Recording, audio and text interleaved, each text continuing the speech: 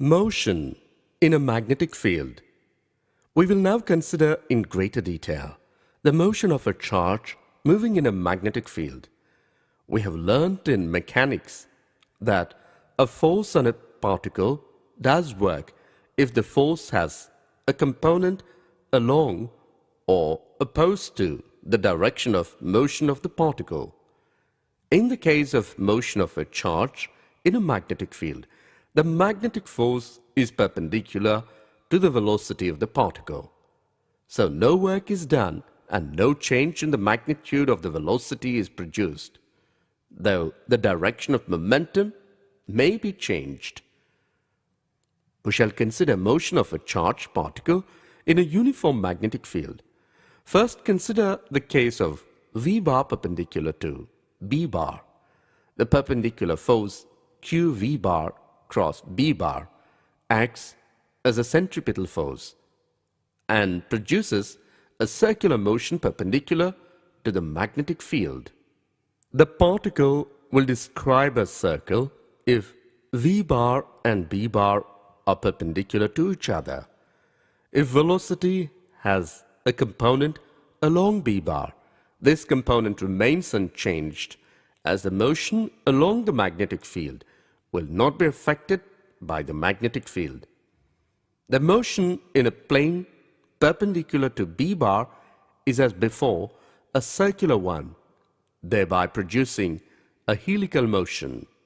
If r is the radius of the circular path of a particle, then a force of mv square by r acts perpendicular to the path towards the center of the circle and is called the centripetal force.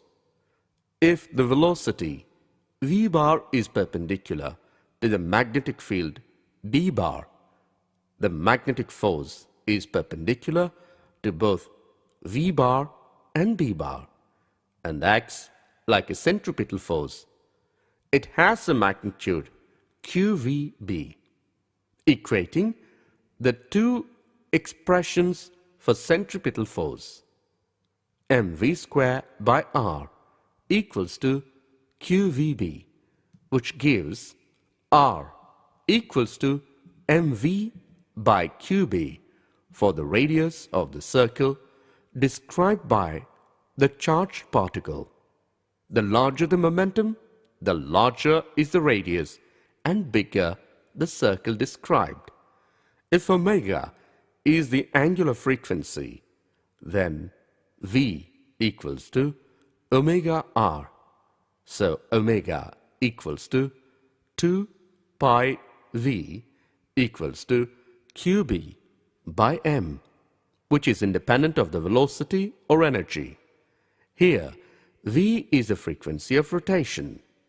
The independence of V from energy has important application in the design of a cyclotron. The time taken for one revolution is t equals to 2 pi by omega is nearer to 1 by v. If there is a component of the velocity parallel to the magnetic field denoted by v2, it will make the particle move along the field and the path of the particle would be a helical one. The distance moved along the magnetic field in one rotation is called pitch p. Using equation, we have p equals to v2t equals to 2 pi m v2 by qb. The radius of the circular component of motion is called the radius of the helix.